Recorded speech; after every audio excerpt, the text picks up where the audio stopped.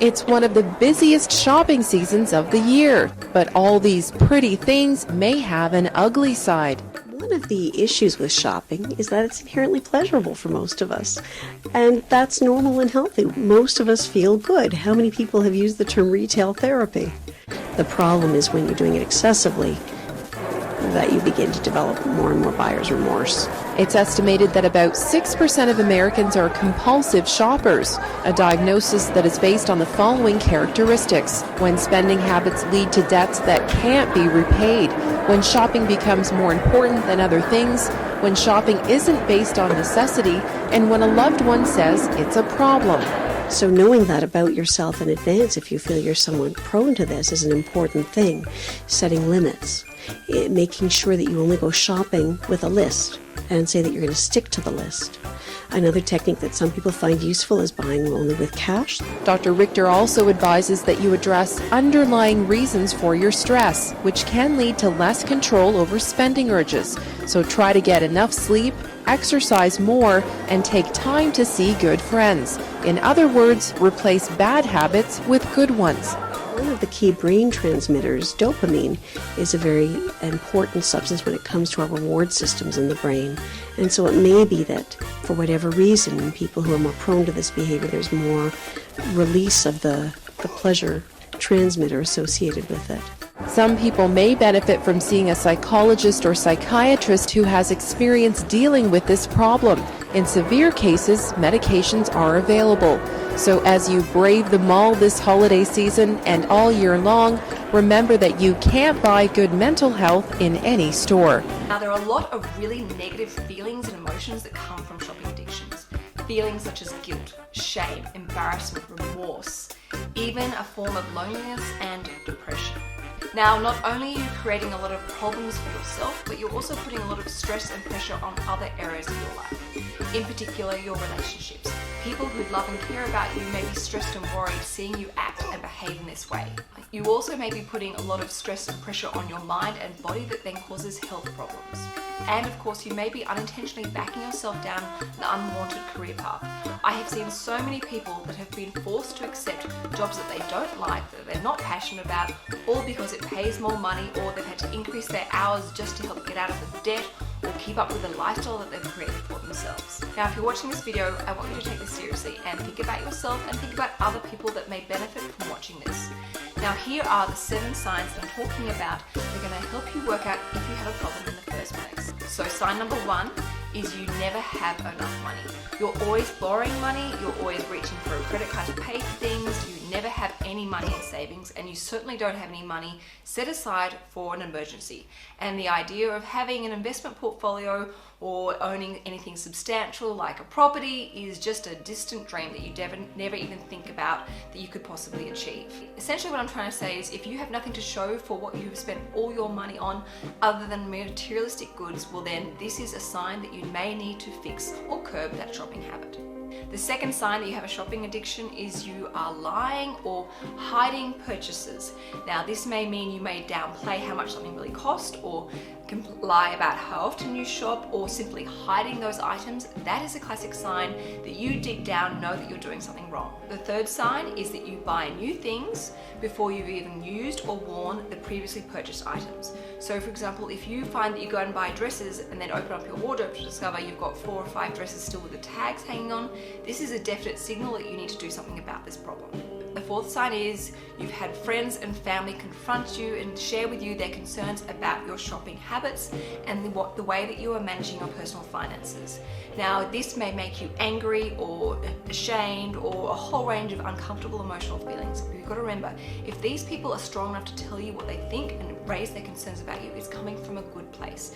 And you need to respect that, listen to it, and understand that they are trying to guide you towards a better path.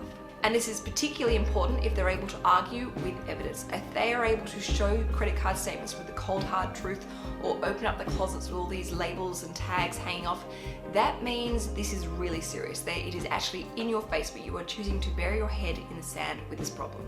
The fifth sign is that you have a sense of anxiety when you don't shop.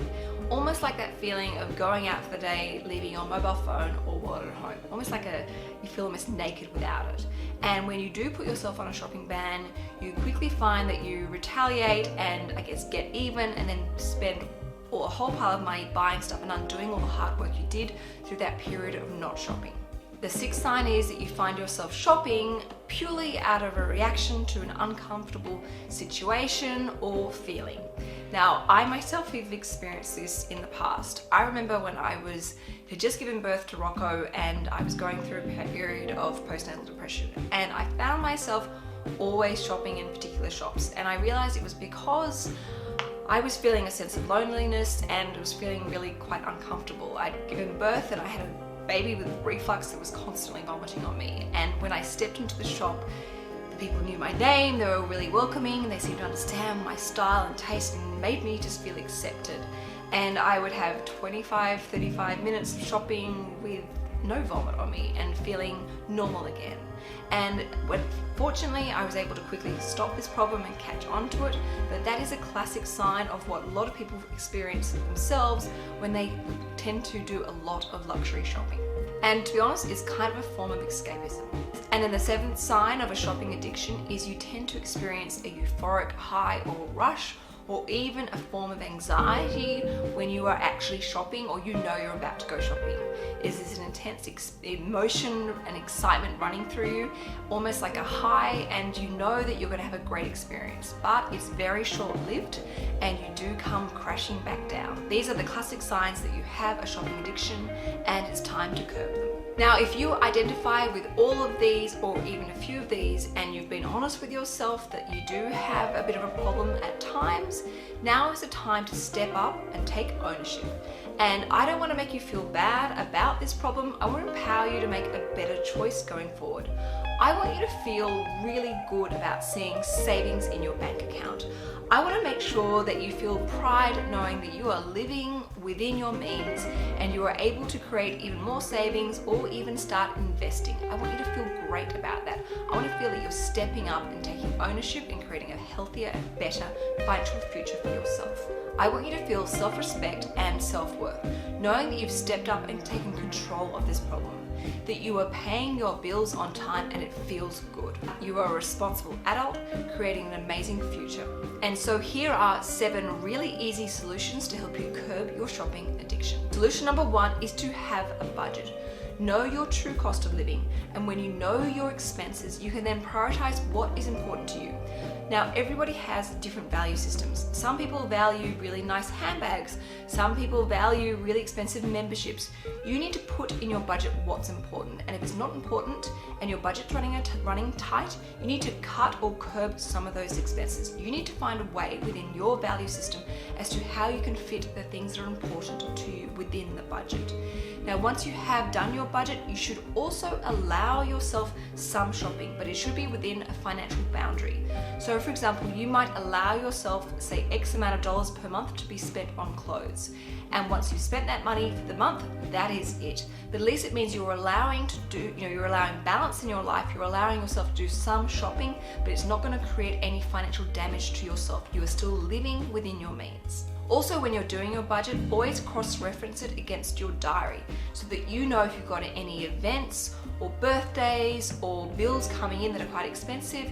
You know if you can fit them into your bill for that month, and there will be times where you need to make decisions as to what is a priority. For example, you may need to go without buying any clothes that month to ensure that you can pay your gas or electricity bill.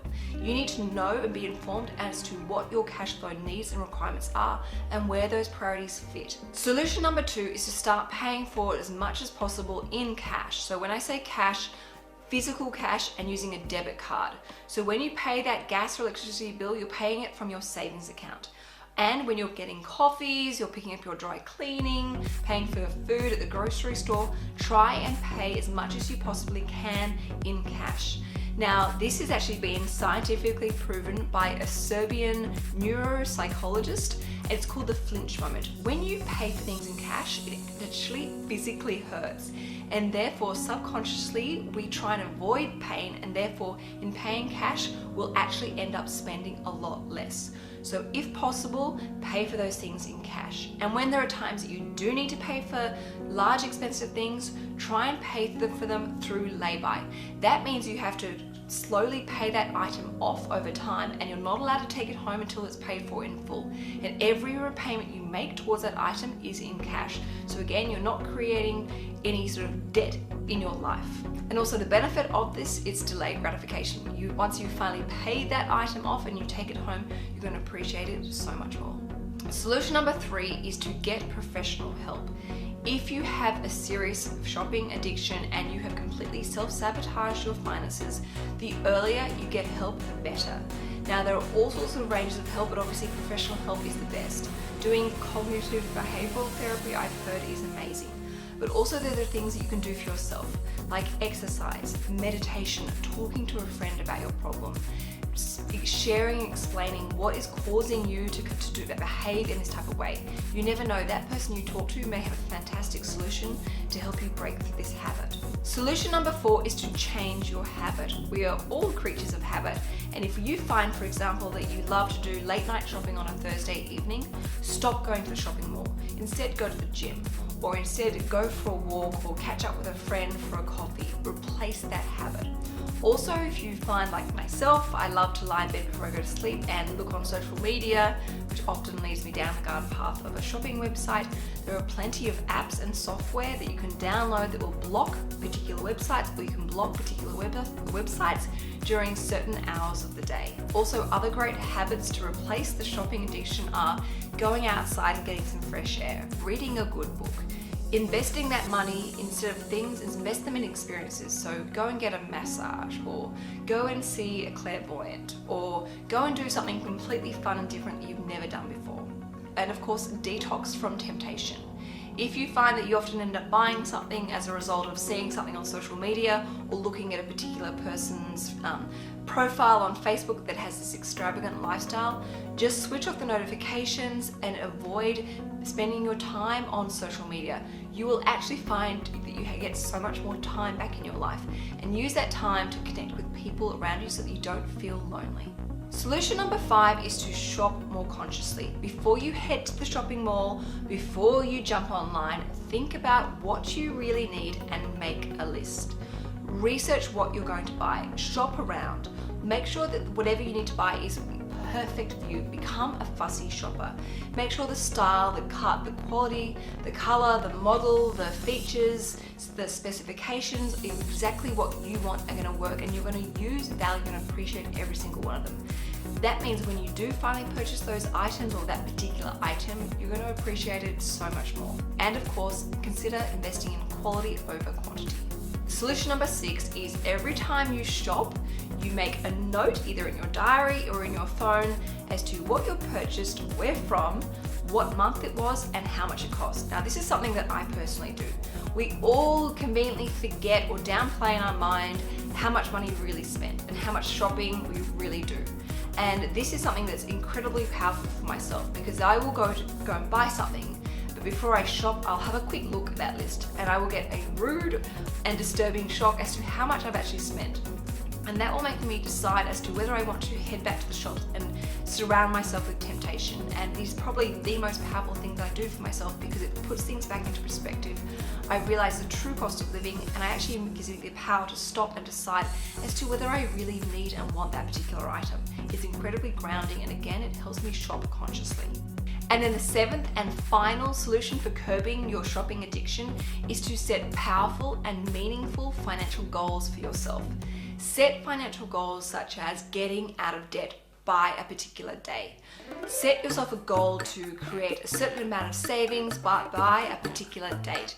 Set yourself a goal to create a passive income of X amount of dollars per year by a particular time.